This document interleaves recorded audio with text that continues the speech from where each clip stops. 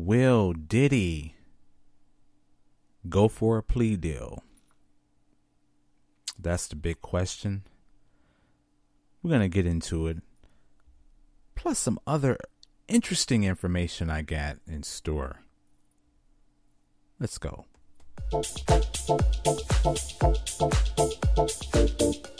Ooh, you are listening to the Billy Flint Experience. Thank you so much for joining me tonight for another Billy Flint Experience. I'm your host, Billy Flint, and you are coming live here in Germany. Hope everyone's day was productive. Of course, we are in the middle of the week. Well, actually, it's after 12 o'clock here in Germany, so it's technically Thursday here, but wherever you at in the world, I'm still hoping the best for you. Hoping things are going well and everyone's in good health. We got some interesting developing news pertaining old dirty Diddy, Sean Diddy Combs, and the drama that he has found himself in since he has been taken into custody a couple of days ago. Plus, we have some other interesting findings. Of course, I have been really researching a lot of this information on the internet, trying to pull from different sources, credible news sources, of course, because I don't do that conspiracy theory stuff, and I certainly do not subscribe to fake news or misinformation. I want to put that out there first, get that out of the way, because I want to come forward with concise information, entertaining, funny at times, but well developed and well thought out podcast. That's what I do here. So we're gonna get into the title, which is from at least the information that I have been receiving. I all day I've been combing through the internet, and I've been looking over a lot of articles. There's a lot of information out there, but I'm gonna bring forward a little bit later a very, very interesting podcast that I came across on YouTube. I'm going to save that for later. It's a little bit long. It's 35 minutes long, but it's mind-blowing. And the reason I say it's mind-blowing because it has everything to do with Kim Porter's book. Okay? So we're going to save that for later. But the first thing that I came across I came across today in my findings is, and this is taken from TMZ, of course, and this is pertaining to Diddy and him wanting to get the hell out of jail.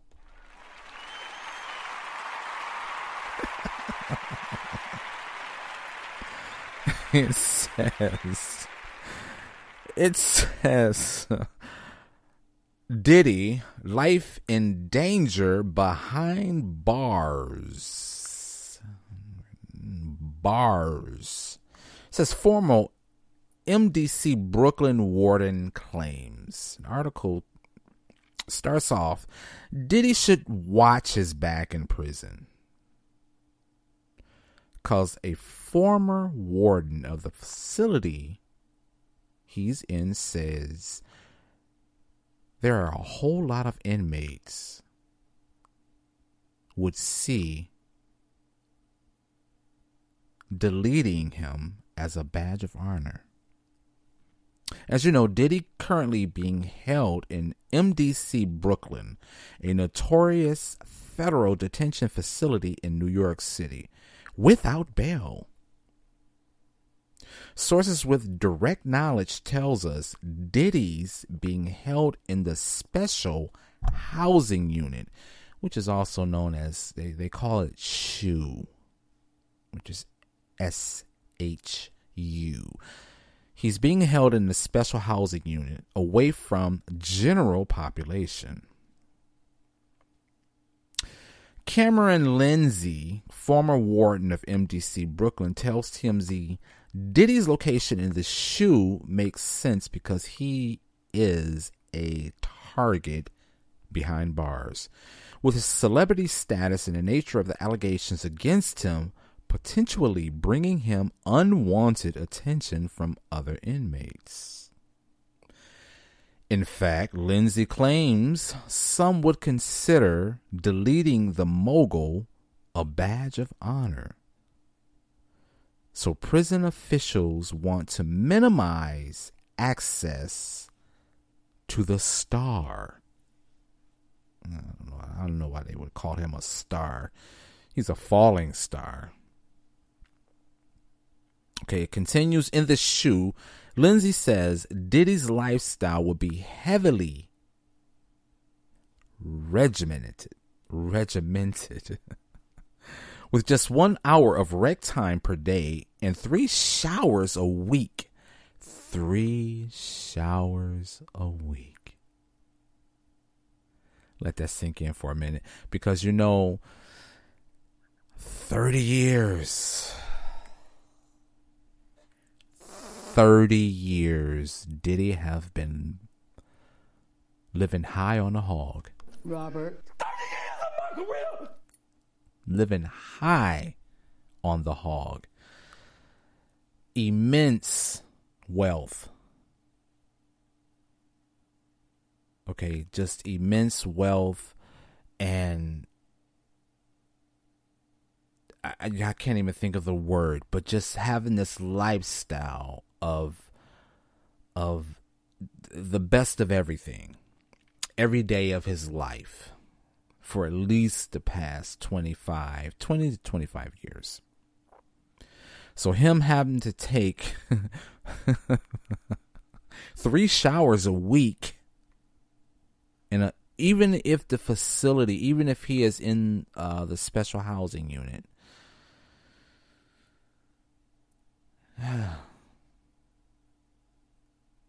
I can't even imagine. But even if it's in the special housing unit, I'm pretty much understanding that it's still filthy. It's hot. It's nasty. It's dirty. And that's something that I know he can't handle. Because he's been spoiled. He's been spoiled with his wealth. So it continues to say, it says 3 showers a week. We're told family and friends will be allowed to visit periodically, while his lawyers will have more access to work on his case. A day in the life of Diddy, Cameron says. He will receive a 6 a.m. wake-up call. At time he will need to make his bed, mop the floor, and generally keep his cell clean. We're told he'll receive 3 meals a day, adding up to 1,800 calories daily. So there will be no Ciroc for him. I don't think he really drinks that anymore.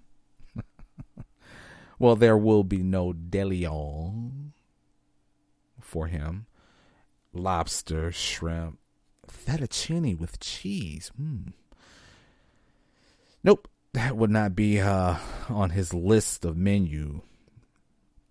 But it says all of which will be prepared daily and will wait in a warming box for them to be given to him, since he's not in general population. Meaning the lackluster prison food won't be particularly fresh when he receives it. Oh, poor Diddy. Diddy has access to a commissary where he can buy, smaller goods like candy, chocolate. No, I didn't say chocolate, but small goods like candy, coffee, tea, cheese, and other larger items like sweatpants, sneakers, radio, and baby oil. It didn't say that. 1,000 bottles of baby oil.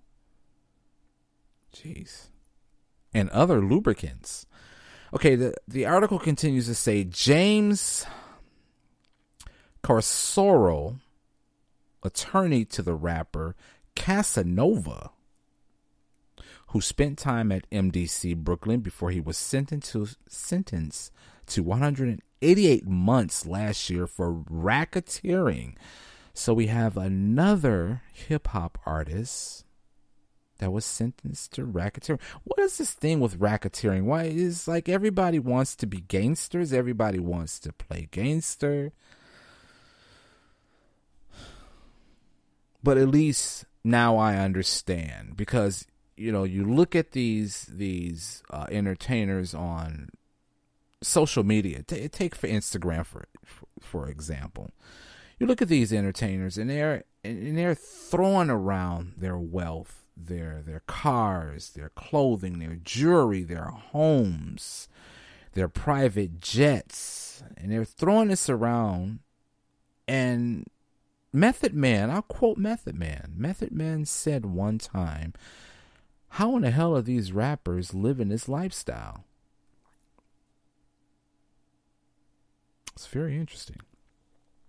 Okay, so it says, again, Casanova, who spent time at the MDC Brooklyn before he was sentenced to 188 months last year for racketeering, tells TMZ conditions in the prisons are even more dire than they sound.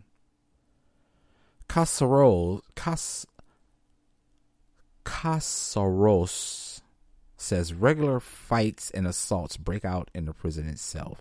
And in the SHU, he says, Diddy will have a very limited amount of access to the library and the phone, as if he's going to be doing any reading.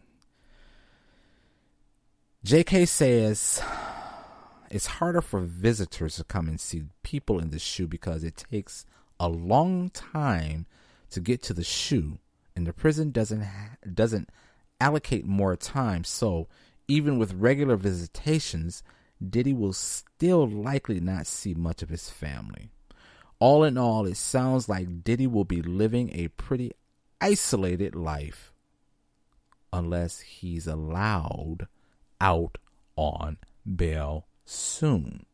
Again, this article was posted today.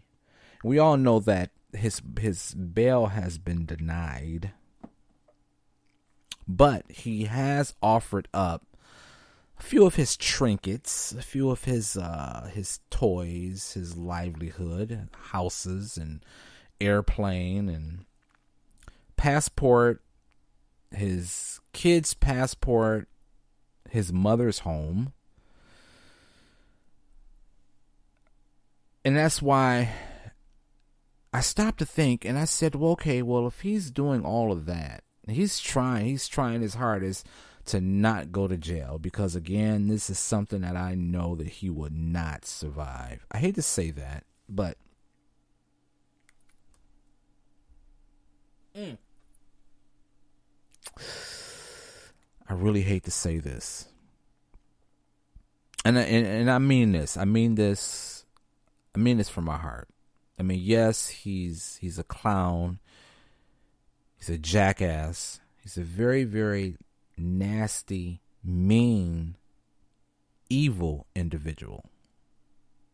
I mean, he's no more evil than Hugh Hefner or Jeffrey Epstein or the rest of those freaks. But I still would not want anything to happen to him, at least until the time he's, he has his time, his day in court. And I think that's where the real justice lies. As long as he has his time in court and he's tried by a jury of his, of his peers, I think he deserves that much. Even though the mounting evidence, again, it keeps stacking up day by day by day by day, and it's not looking good for Diddy at all. So that's why I was thinking that, is it a possibility, even though he pled not guilty, being at that this is a racketeering case, it's a RICO, and even though he pled not guilty, and I did my research, and I'm not a lawyer. I don't know that much about law, but at least I did my research, and it is pointed out to say that he can still go back, and it's time sensitive, so he can still go back in and readjust his plea. And that's when I was thinking that, is it a possibility? Because a lot of things are mounting up, and I'm thinking that, is it a possibility that he can go for a plea deal if the prosecutors offer it?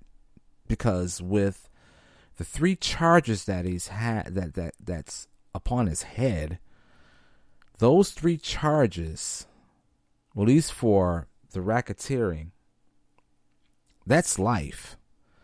But as far as the other 2, the essay and the shrugs, those carry a lesser sentence, a lesser time. So, but still, if he's convicted on all 3, he's going away for life. So, but from the research that I've did and the information that I've read, it says that he can still go for a plea deal, which will lessen if the prosecutors go for this, or even if they even offer it. But if he has good lawyers on his side, his lawyers, and maybe that's why he doesn't want to go into jail. He's trying to, make this bail, so at least he's out free to put things in order, to get things put into place, because he still has to sell his properties. He still have to dump that private jet, which there is no offers. There is no one that wants to buy that crap. But this is what I'm thinking. And it's my unpopular opinion. It's my unpopular opinion. Incoming.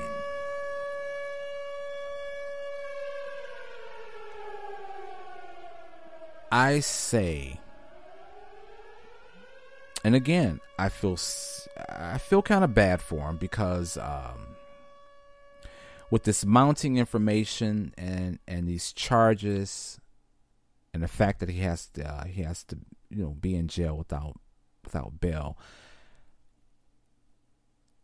I'm afraid, and I hate to say this, but I'm afraid something will happen to him. It might be another Jeffrey Epstein situation.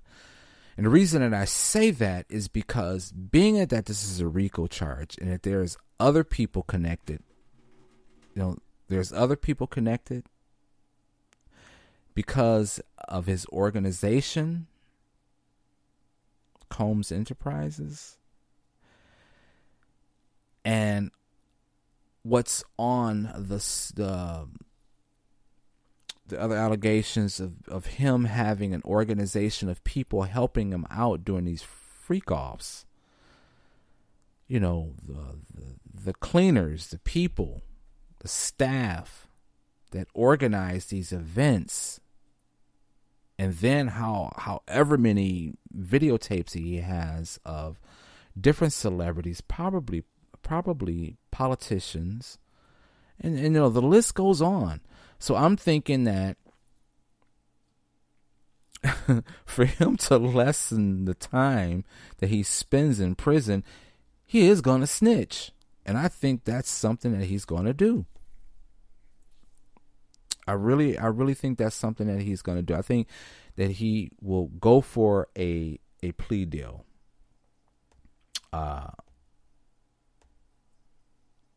In hopes that he's going to start naming some names. He's going to start naming big names. And I think that has gotten the entertainment industry in a chokehold, because I'm pretty much sure there's a lot of people that are really sitting on pins and needles right now, hoping and praying that he keeps his mouth shut and that they are not thrown into the fire with him. But again, I'm thinking that he is going to go for a plea deal, because I don't think that he's cut out for this prison life. And as I just read from the TMZ article, that there's people even in this holding detention place. It's small. I don't know how large it is, but it's not prison. They have to keep him basically in solitary confinement. They have to keep him away from the public, away from the rest of the inmates, because of the fact that he and his life is in danger. So again, I don't want this to turn into a Jeffrey Epstein situation where, something happens to him where, he loses his life, whether it's self-inflicted or whether it's at the hands of another individual. At least give him the time to go to court and have his trial, so he is judged by his peers. And if he has good lawyers, let's hope that his lawyers are talking to the prosecutors and seeing if there is a plea deal on the table. But the number one thing, as I said at the beginning of the podcast, I was, and this is shocking. This is really shocking to me. I had no idea. Well, I did have somewhat of an idea, because we all heard of the rumors that Kim Porter, his girlfriend, I don't know if maybe they dated for 10 years, probably longer. But the mother of his children, is it 3 of his children? Was it 4? Let's just say 3. But I know that the fact that Kim Porter and her untimely death was all suspicious, and the suspicion around that connected Diddy with the untimely demise of Kim Porter from the flu, of all things. And of course, the gossip and the conspiracy behind that has been running rampant on all social media, especially on YouTube, with a lot of different content creators chiming in and basically, spreading a lot of misinformation. Now, when I've heard about the fact that she had a book, or that she was writing a book, or she was in the process of writing a book, again, I was thinking that, okay, well, this is just speculation. It's not necessarily true, because there was no book nothing being produced. It was just all hearsay. But searching on YouTube today, I come across this particular podcast. I have my notes out here. Come across this particular podcast, and this is by accident.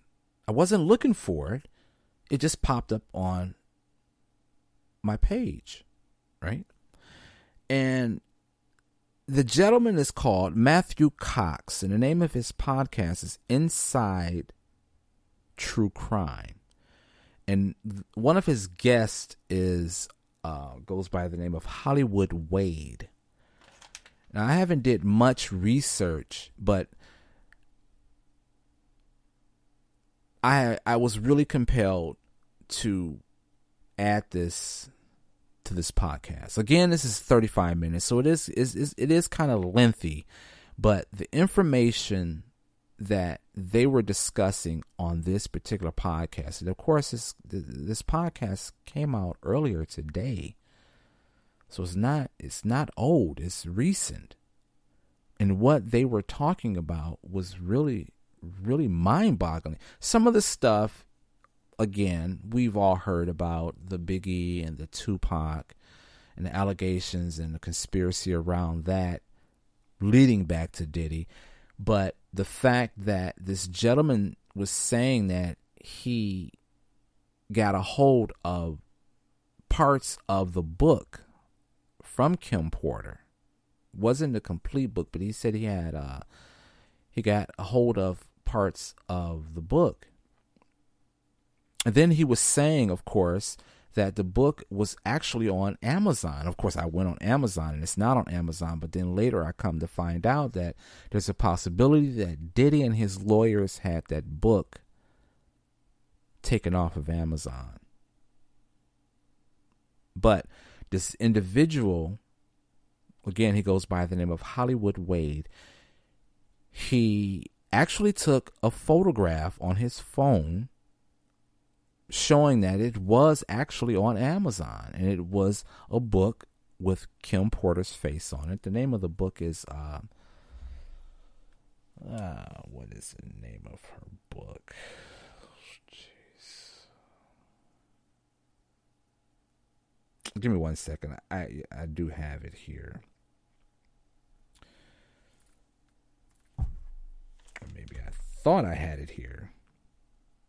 Because I want to get this right. I don't want to say the wrong thing. I want to get this right. Okay, the name of her book is called Kim's Last Words. Okay, and again, he has a photograph on his phone. He did a screenshot that it was on Amazon, and he was saying that the book is on Amazon as far as 2 weeks ago. That's what he was saying, but it's not on Amazon now. So, again, there is I guess this is the so-called book that for years people have been saying that Kim Porter has supposed to have been writing.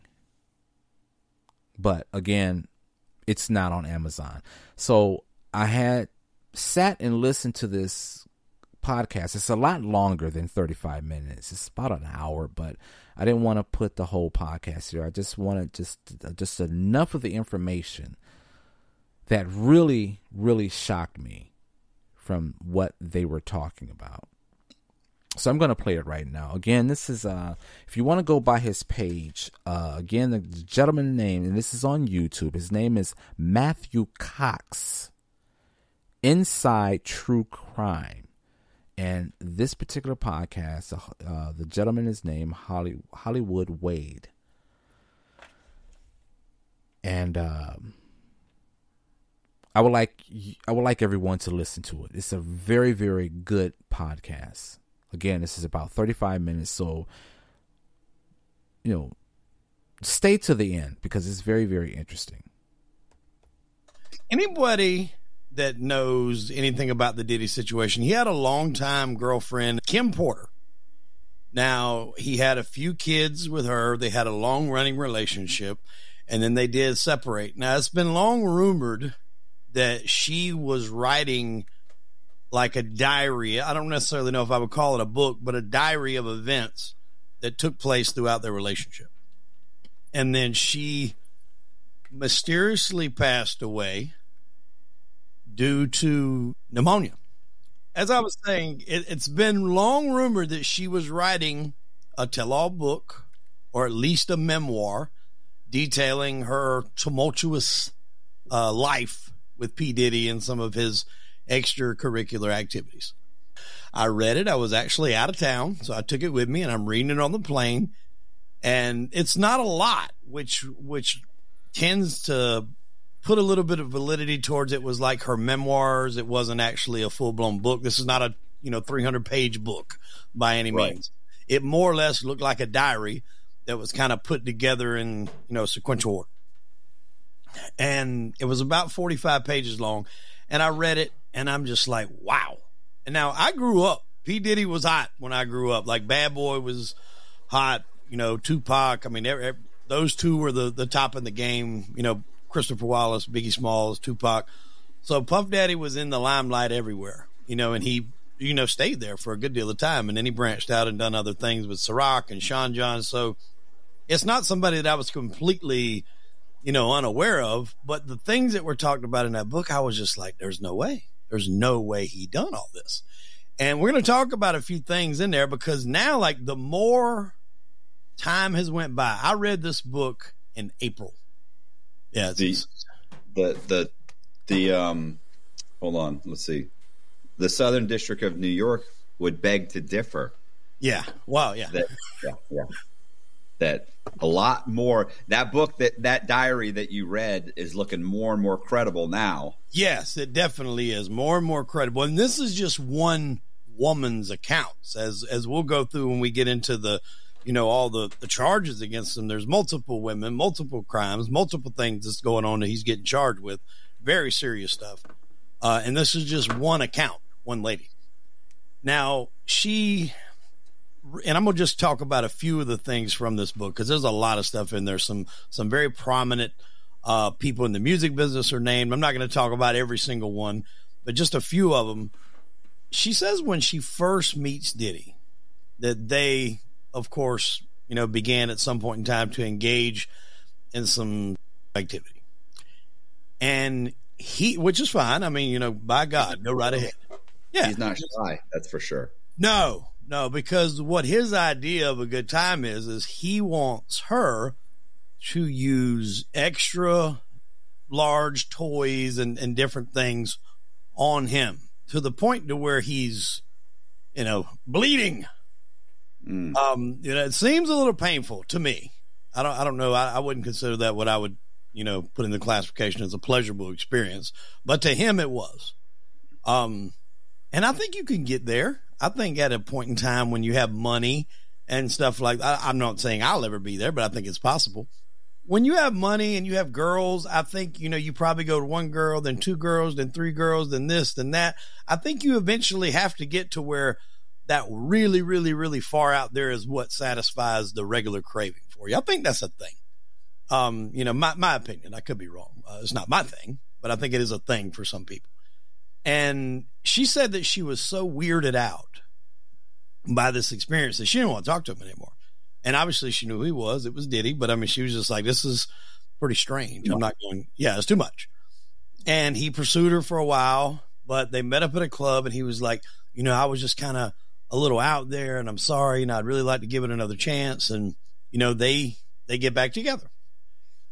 And she alludes in there that he had affairs with people like Mary J. Blige, and that she also was having, it was pretty much an open relationship. They were both doing their own thing, which is, I think, in Hollywood and that industry is probably pretty common. Right. One of the bigger ones was, and this is the short that we, that I discussed on the show, was the Tupac situation. Now, she claims in this book to have been with Tupac solo at another point in time. Now, before all the bad blood between East Coast, West Coast, and before everybody wanted to, take each other out, all these guys are friends. Now, there's some pictures in this book of people hanging out in the same location, Snoop, Diddy, etc. And a lot of these, I mean, there's a famous, I forget right off where it's at, but I mean, Pac and Biggie are together rapping at like some concert. It's a famous concert where they get up there and freestyle. So there was a point in time where they all got along. And she said they're at Diddy's home, and they're all hanging out, chilling, and she's like, she's been with Pac solo, and Diddy kind of brings it up like, hey, we've all been with each other, but we've never been with each other together. I've been with Kim, you've been with Kim, but we've never been with Kim together. And almost kind of lays out a competition as to one goes first and sees how long it takes to get Kim to climax. Right. Okay, I want to stop it right there. Okay, I don't want to keep doing this. I don't want to stop. I want to just let this play. But that little piece is at which he was saying that, again, I had really no idea, because I thought all this time that P. Diddy and Tupac never liked each other at all. That they were like on two different spectrums. And here it is, taken from Kim Porter's book, that Tupac actually was with Kim Porter. Mind blowing. Fucking mind blowing. And that even Diddy was nasty back in the 90s doing these freak offs. Back in the early to mid 90s, he was involved with freak offs. And the whole thing, the whole narrative behind these freak offs, and how Cassie has been the apex of this movement of putting this information out here for the public to know what was really going on behind closed doors.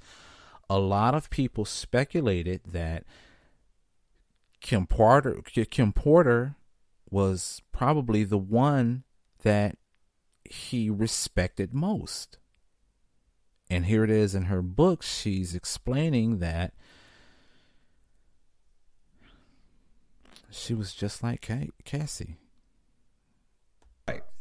And Pac is, according to her words, and I want to make sure people understand this. I'm reading from this book. I'm not saying this is true. I wasn't there. I wasn't hiding in the closet. Oh, Hollywood wasn't nowhere around there, okay? I'm going off the book.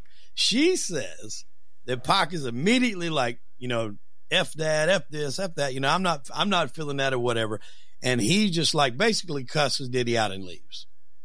So this sends Diddy into a little bit of a tizzy. He's obviously upset. I don't know whether he's worried that, Pac could spill the beans on what he's into or what.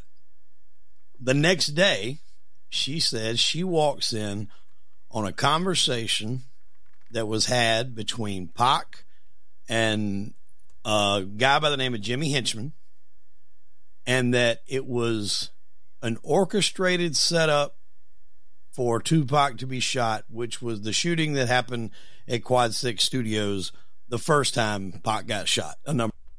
Boom. So this makes it a little bit more real, that book that Kim Porter was in the process of writing, Diddy knew about. So maybe, just maybe, again, this is my unpopular opinion, that maybe he did have something to do with the untimely death of Kim Porter, based on the information that she had about not only his lifestyle, because at this point in time, and in the new millennium, no one cares. You could be gay, you could be transgender. No one cares. No one, if that's your lifestyle, so be it. And even in the 90s, it was, possibly no big deal. It was, so what? That's your lifestyle. That's your lifestyle. It was the other information that she had on Diddy. That's what I'm thinking. Number of times. Now I know people are going to say it wasn't Jimmy Henchman, it was this person, or it was that person, or it was Haitian Jack. I'm not saying this was exactly what happened. Again, I'm just reading from this book. Now, if you watch that Tupac and Biggie, I don't know if I actually ever watched the Tupac movie, but I know there was a show, and he is going to the studio in New York allegedly, Big sees him from the street. They wave him up. As he goes into the lobby, he's basically robbed and shot. Now, in Tupac's mind, he's thinking he was set up to come there. That is really, in a sense, what kind of started this whole beef between Tupac and Biggie, East Coast, West Coast. That event was the catalyst. That was the first domino to fall. Now, Pac obviously didn't die. He got shot and he lived, but after that, things just wasn't the same. Now, to hear this book tell it, that was put into motion by Diddy as a revenge for, I guess, Pac dissing off the situation. It seems a little extreme to go to that, I'll admit. But once it doesn't happen, once he's not killed, he's like, all right, well, now he's going to be pissed. Now he's going to think it's us. That will upset you. Yeah, I mean, I can see where he'd be a little, Some people shrug it off, but some people take it personal. I mean, I would. That's personal. It's personal. So now Diddy is kind of like, where do we go from here? And so there's a meeting, and he tells, and Big allegedly does not want to do this, but he tells Big to go ahead and drop the track "Who Shot You." This is all in her book. I'm not making this up. This isn't Hollywood's, hip hop fables. This is from the book. Okay. You don't want to believe me, go yell at the author. That's all I can say. That he tells him to go ahead and drop "Who Shot You," because it's almost a poke at Tupac. I don't know if you're familiar with the song, but it kind of is basically, "Who Shot You" kind of says it, But allegedly this was written before that happened. But now when he drops it, immediately it kind of just pours gasoline on the situation. And she says, Puffy's like, well, if he didn't die, he's going to fire back at us. We might as well at least profit financially from this. And so that kind of starts that. He drops that. Tupac drops "Hit 'Em Up," which was probably one of the greatest diss tracks ever. He talks about being with Faith's wife, or Biggie's wife, Faith Evans, excuse me. Definitely not Faith Hill, Faith Evans. And so that's where all those kind of tracks come into play. Now, Biggie Smalls is a whole nother story in this, because Biggie allegedly was going to leave Bad Boy and go out on his own. Now, since I read that book in March, there's been multiple articles that drop here, there on different internet sources that said Biggie was going to go out on his own. There's been sources that said Biggie and Pac were going to both leave. Biggie was going to leave Bad Boy. Pac was going to leave Death Row. They were going to get together and do their own label. That has also been something I've read. That is not in this book, but that's just other things that I've read. Now, Puff says at a party, this is at a party where a lot of prominent, people are supposed to be at, and Kim overhears Puffy say, I'm not going to have his damn back if he's not got my back 100, or something to that effect. And he's like, I can't do it myself, but I'll pull protection if we ever leave New York. Now, if you take that at face value, when they go to California, which is not the place that, your East Coast rappers are very welcomed, it is where Big got shot. Right. And if you look into the details of it, Gene Deal, who's been doing a lot of interviews here lately, he was the bodyguard. He was with Puff. Nobody was with Biggie. Biggie was taken out. He was shot. I mean, Puff's car was not shot at. So you kind of start to see maybe there is some validity to this. But then I would like, okay, well, why would you take out your biggest artist? Well, if he knew that Biggie was going to leave, he wasn't going to be his biggest artist anymore. Right. And I'm not 100% sure on what happened with all the royalties and, the masters and all of that stuff. There's a part in that book that says Valletta Wallace, who was Biggie's mom, came to Puff and was basically asking for some of the money that her son had earned and generated through all the music and everything. And he basically told her, kind of like the whole MC Hammer thing, was like, he didn't really make any money. He was in debt. I paid for all the publishing for these records. I paid for this. I paid for that. Really, he owed me money. but if you need a little bit of help, I'll give you some. Yeah. Out of the goodness of my heart. Yeah, out of the goodness of my heart, I'll give it to you, because I'll be honest, you haven't heard a ton from Valletta Wallace, good or bad, about the whole situation with Puffy. And let's be honest, Diddy, I'm sure it was his friend. I'm sure they had, some sort of bond, but he milked, Biggie's death for everything it was worth. And apparently, I'm not sure. I think it is true, because Sting said it on the Breakfast Club. He sampled the Police, "I'll Be Missing You," when he sung that song for Biggie. Allegedly, he has to pay Sting, I want to say it's like $1,000 or a couple thousand a day for the rights to that song. That's about to run out here real soon. Sting better be glad he got what he got, because Diddy's about to not be able to pay nothing for a while. So that's another story that's in this book. There's also a story about, you remember when he dated Jennifer Lopez? Yeah. According to Kim, this whole entire relationship between them two was basically a farce for the media. They were together. They would make public appearances. They would appear to be a couple, but in actuality, Kim was still living at his house. And there was an instance, I don't know how much you followed rap back in those days, where you were out in those days, weren't you? Were you in jail? I was out, but I don't. I'm not sure the time. This would have been maybe mid-90s. There was a rapper that come out named Shine. Remember him? No. I would have followed it more if they'd played it on WQIK Country. Okay, I don't know if that's a lot. I would have probably heard a lot more of it, but they didn't tend to play those songs in country music. You're not going to get a Shine on WIKK Country. I'm glad there's not another K in there. Otherwise, there's going to be some sniffing around that radio station. UYK, not KK. Oh, YK. Okay.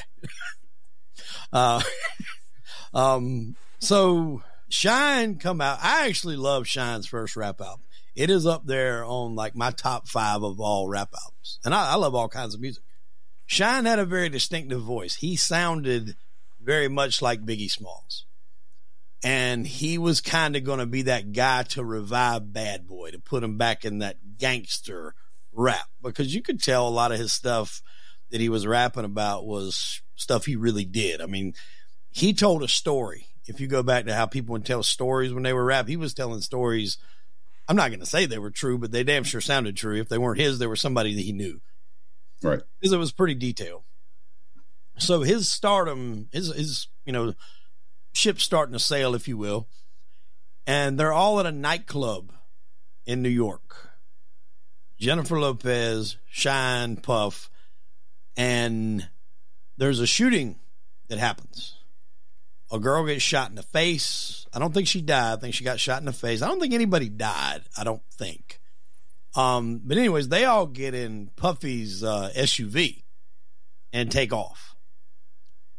Now, what winds up happening is Shine takes the rap for having the gun and doing the shooting, but everybody immediately says that it was Biggie. Shine gets a pretty not Biggie.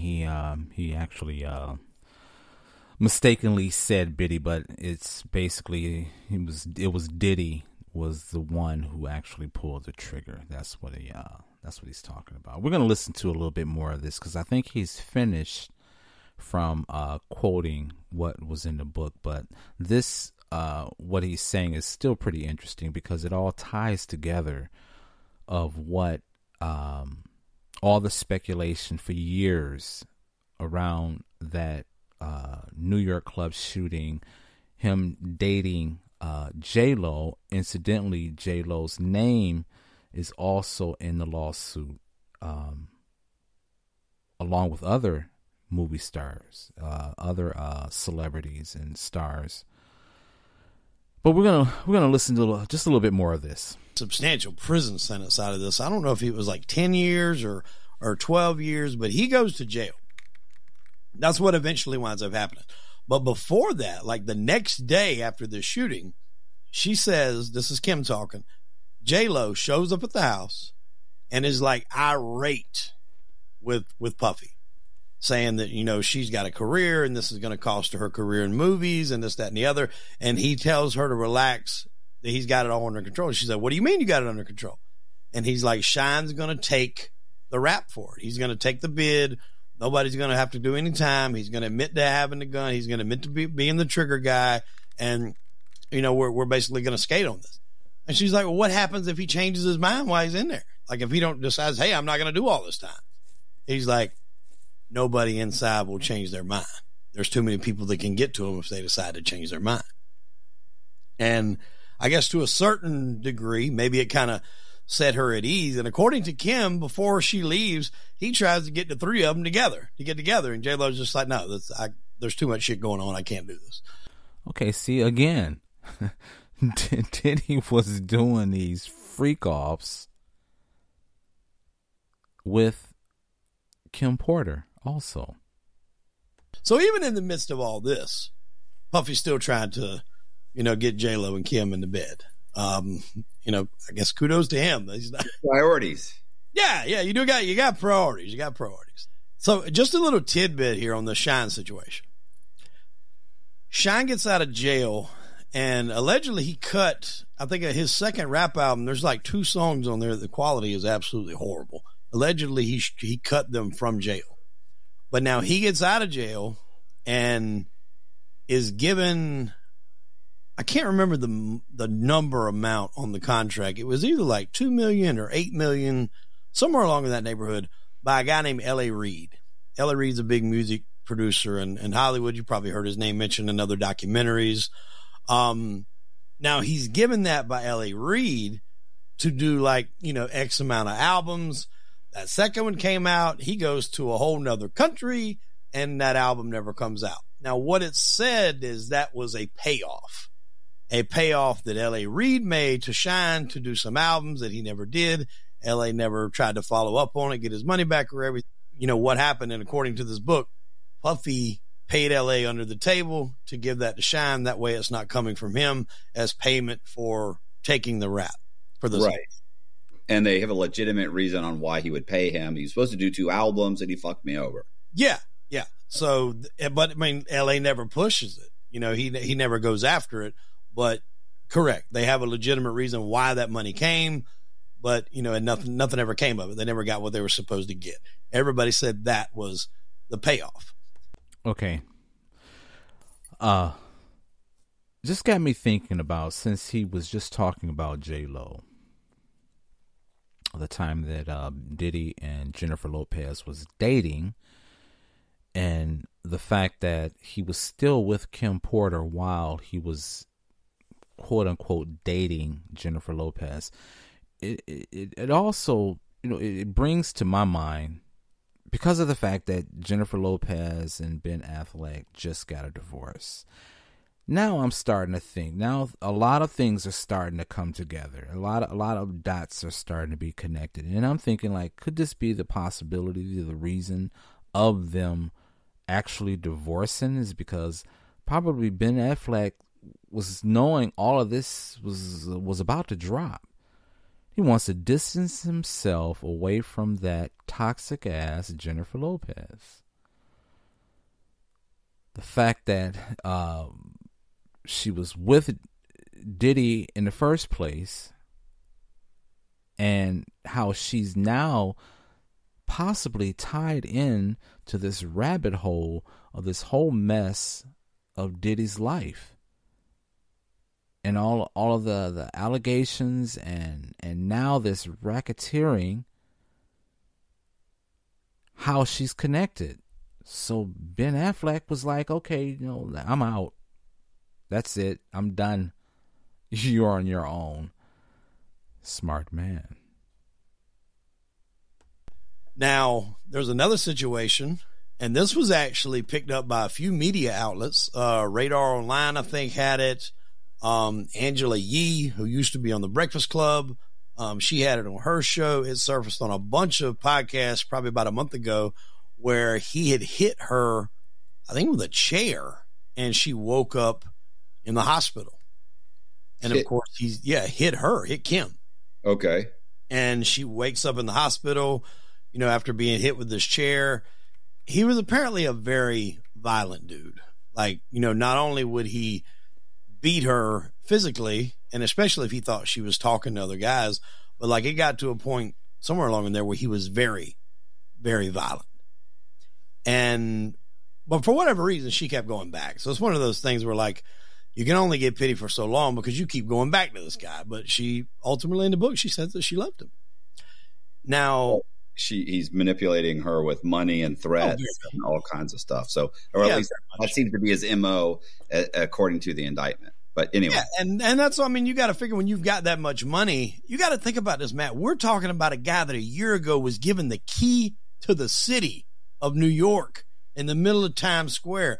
They gave Sean Combs, P. Diddy, Puff Daddy, whatever you want to call him, the key to the city. And now he's possibly going away for the rest of his life. Yeah, I don't think the key, it doesn't really open anything, but I hear you.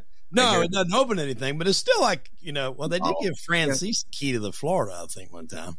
The bar is low. Like these criminals, you're giving criminals, like I should get something, passcode, something. The key to a real estate agency down there. Something. It's ridiculous. There's a situation where she winds up being pregnant. Uh-oh. Twins. Now, there had been Kim. No, I know Diddy's not pregnant. Yes, I'm saying Diddy. by Diddy. Yes, by Diddy. It was kind of an open relationship. It was in the beginning. It kind of solidified back to a regular relationship, but they would often have like other parties come in involved. She would say that he would have multiple people come in and be with her so he could watch. And these are the parts when I'm hearing about this, I'm like, I don't know if this is, 100% accurate. It sounds like it's kind of stretched, but then now with all these indictments, it sounds right in line. Yeah. And you got to remember again, I'm reading this back in March or April. Okay, like he's saying, that's the same thing of what I was thinking over the past many months, over the past years. I'm saying to myself that this information is just too incredible to believe. That this can't be real. This is gossip. This is conspiracy theory. This is garbage, fake news, and that's the narrative that I was going on because it was just too crazy to believe that they couldn't make this up in Hollywood. They writers, producers couldn't make this up in a movie with how strange all of this information was coming out many years ago by many different people, and I just kind of like, I just chucked it off as this is gossip. This is fake news. I don't believe this.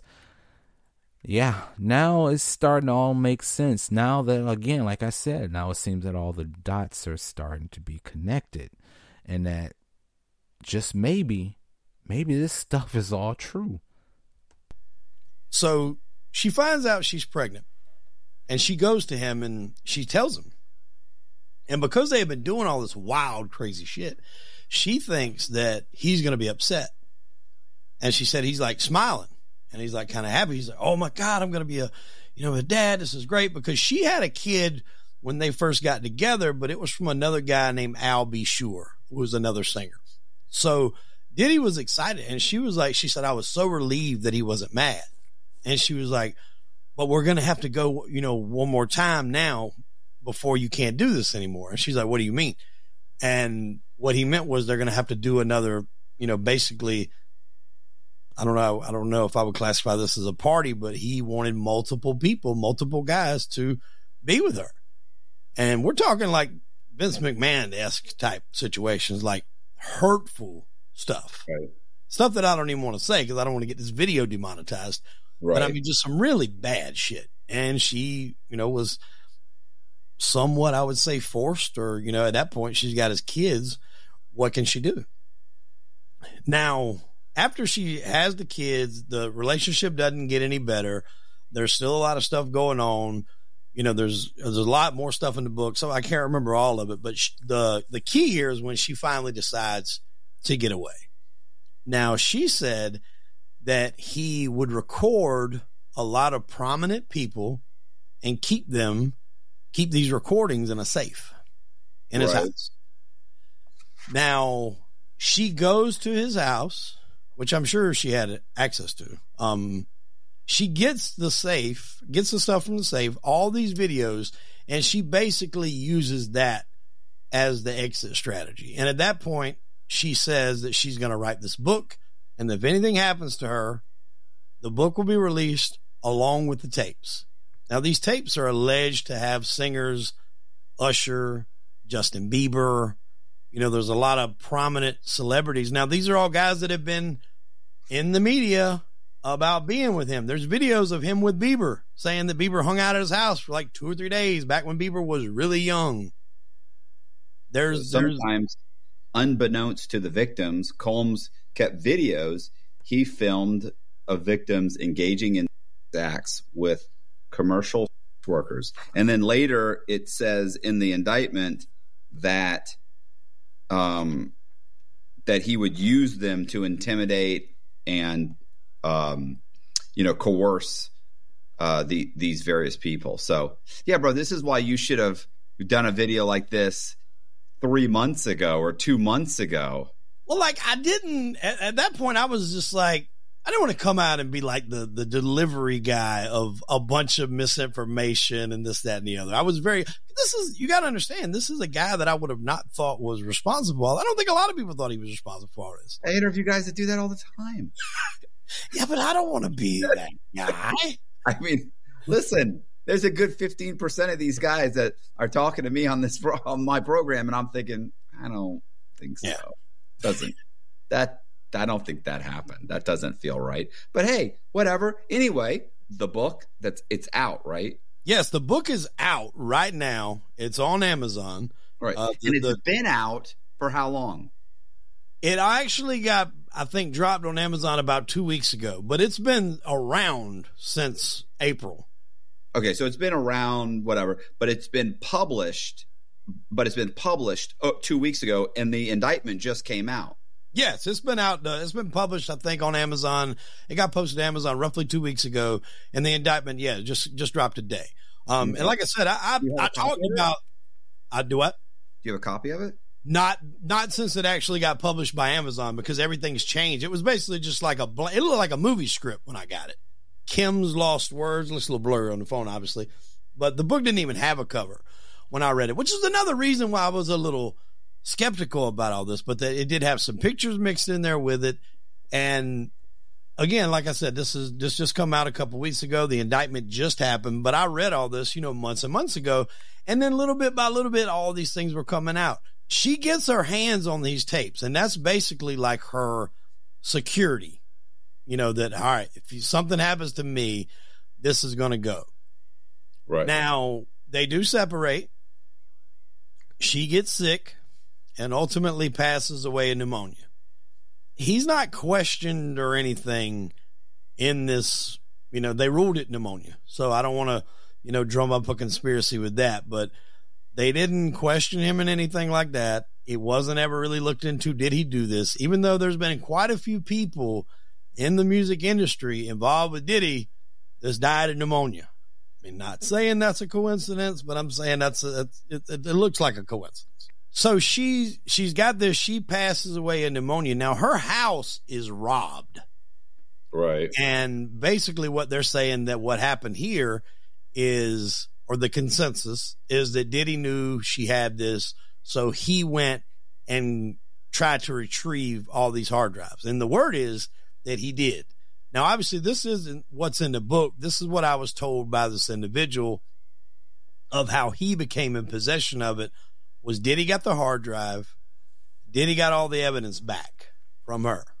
Now, at some point, and this is alleged, this is coming second, third-hand information, Cassie got it from him, and Cassie gave it to someone who he knew. And that's how he come in contact with it. Cassie is the girl, obviously, that was shown in the video of him really, really brutalizing in the hallway and next to the elevator. That's the video that released probably 2 or 3 months ago. I don't know if you remember that one or not. It was pretty graphic what he did. Okay. Chasing her down the hall, beating her, kicking her, and all that. Allegedly, she got it from him, and whoever she gave it to knew the person that I was speaking with, and that's how they actually got it. They're obviously worried about repercussions from releasing this, but they wanted the truth to come out, and so that's kind of where we are. Now, you notice the name on that book of the author? Yeah. Well, it's not the author. She's it's by Millwood or whatever, Jamal Millwood, T. Millwood, for Billy Porter. Right. Now, you want to know what you get when you Google Jamal Millwood? Mm-mm. This just kind of goes further down this rabbit hole. This was an alias of what allegedly Tupac Shakur used after he faked his death. Oh, okay. So I don't know whether this is just like a little inside thing or what with this. But yeah, there's a lot more stories in there, man. There's stuff with Jay-Z. And I think I might have skipped over that part, that allegedly Jay-Z was the one that told Biggie, or told Puff, that Biggie was planning on leaving, which is what kind of set that in motion, that he was going to pull protection. He wasn't going to back someone that wasn't backing him.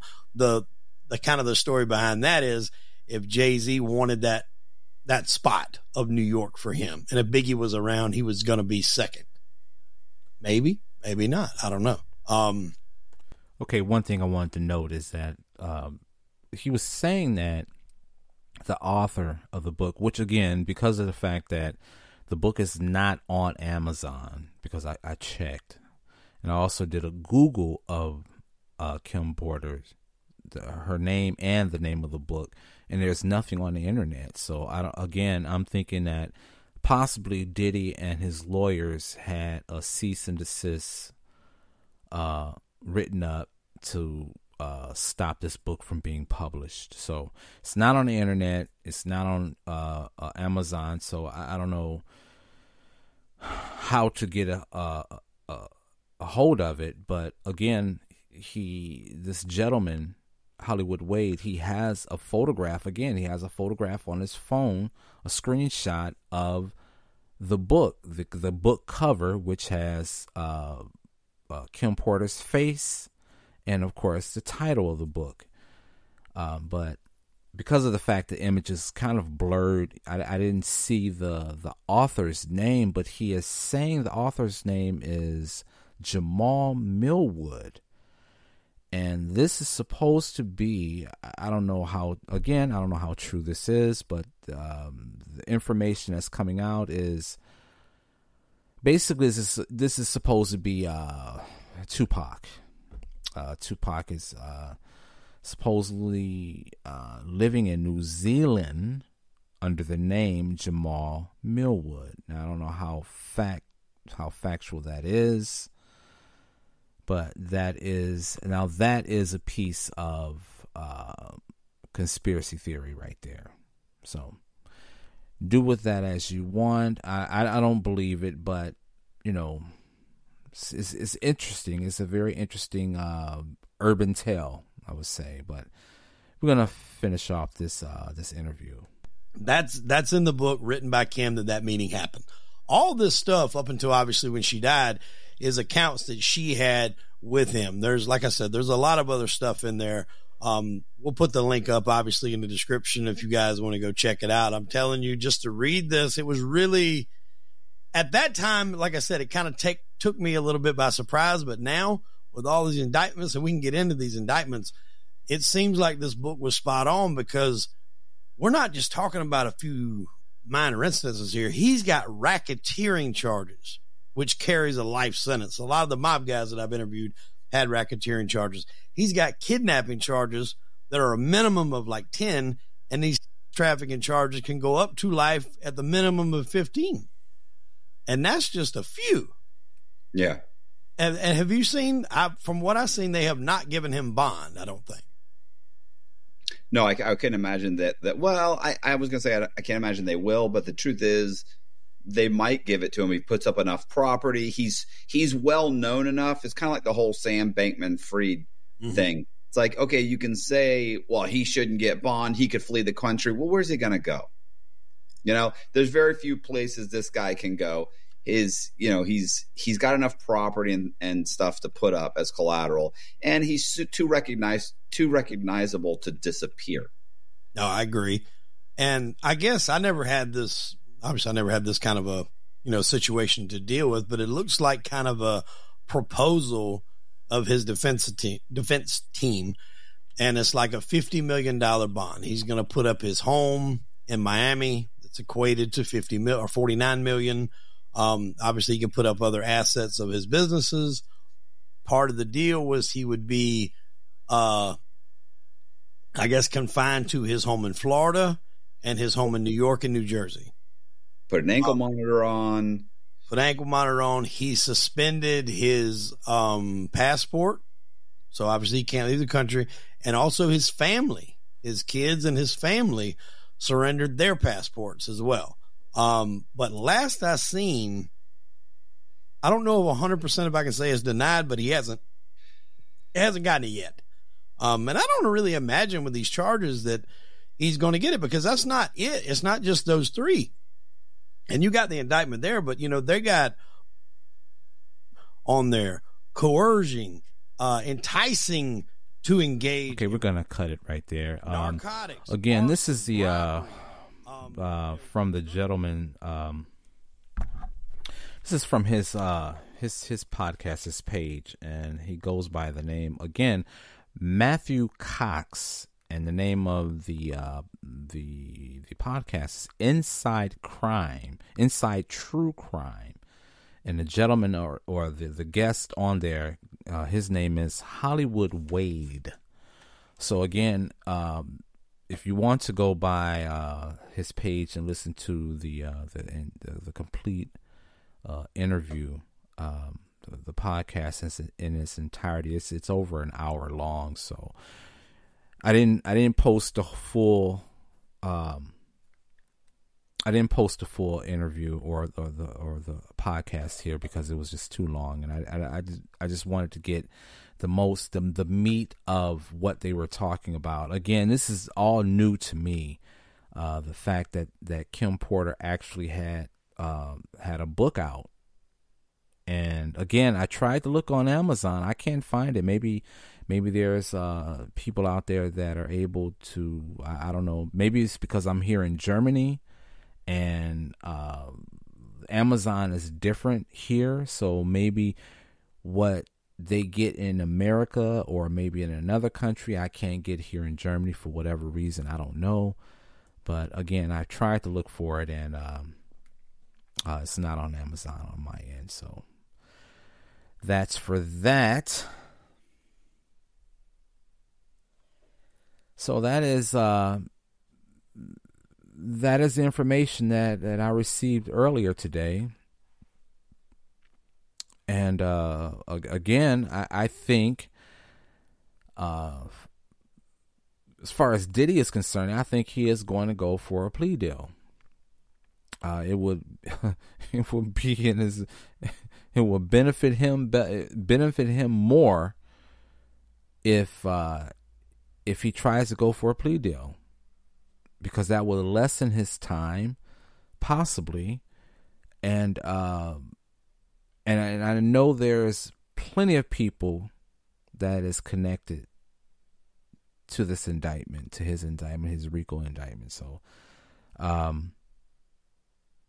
don't know. There's a lot of people out there right now, like I said before, they're sitting on pins and needles, and they're hoping and praying.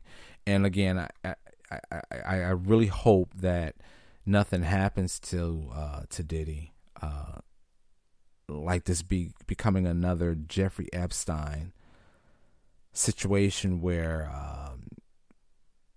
something bad happens to Diddy where he's unalived in a situation like this, because like I said, this rabbit hole runs very, very deep, and there's a lot of people that is tied to this whole debacle. So that is tonight's or this morning, wherever you're at in the world. But this is the tonight's podcast. Thanks so much for joining me. Look forward to being with you again. Again, this is Billy Flynn, and you have been listening to the Billy Flynn Experience. Take care. Go on, you've got another 5 seconds. Say something outrageous. You dirty bastard. Go on, again. You dirty fucker. What a clever boy. What a fucking rotter. Well, that's it for tonight.